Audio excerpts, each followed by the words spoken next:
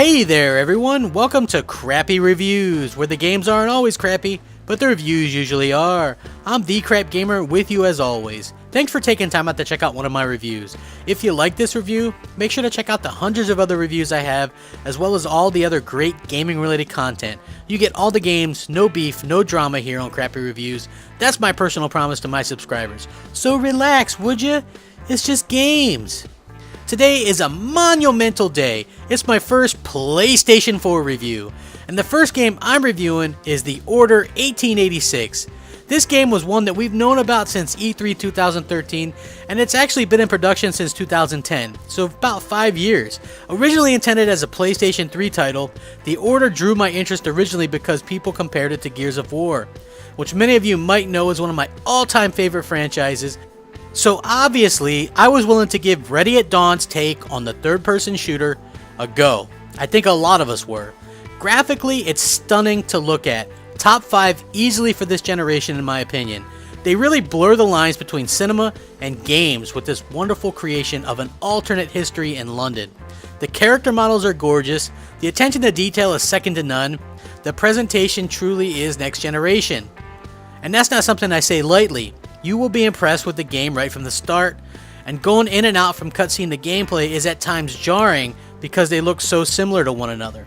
It's hard to argue against a fantastic presentation we see here.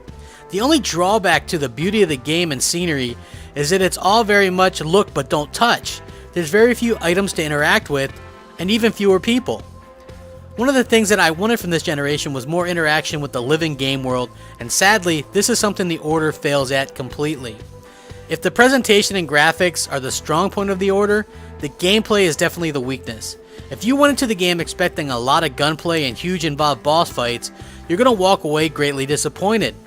A lot of the gameplay involves walking around, literally.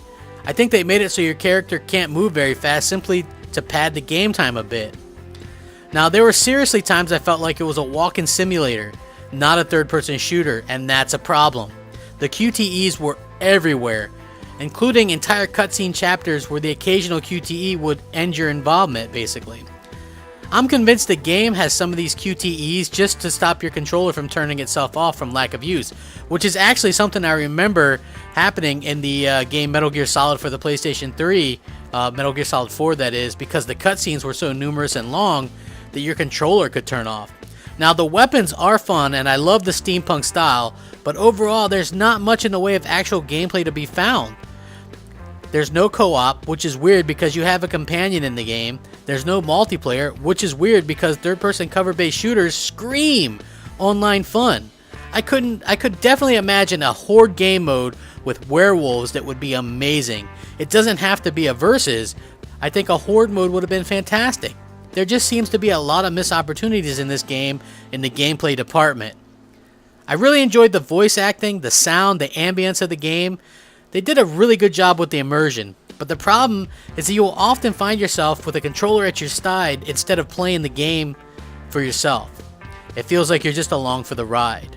The Order 1886 is set in an alternate history of London where an old order of Knights of King Arthur's Round Table keep all the world safe from half-breed monsters, who are obviously a combination of animal and man, hence the werewolf baddies.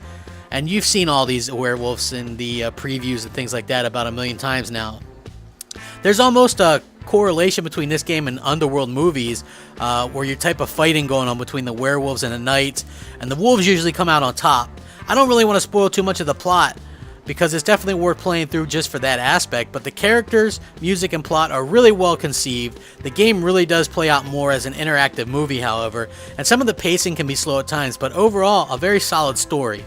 At the end of the day, The Order 1886 isn't the big reason to own a PlayStation 4. Now, it'll be a solid game for some, a point of defense for console wars for others, but the truth of the matter is that it's a beautiful game with minimum gameplay, no replay value, and what feels like a missed opportunity at every turn. They leave the game open for sequels, but the first game feels unfinished in and of itself, so I'm not too sure if many people are going to be willing to bite on this being a major franchise just yet. In my opinion, it's a rental at best, as it can and almost surely will be completed in under 8 hours, no matter how bad you are at the game or how slow you move. The Order 1886 gets an average 6 out of 10. Please remember to comment, rate, subscribe, and rack 'em up. Thanks for watching, everyone. Crap Gamer, out.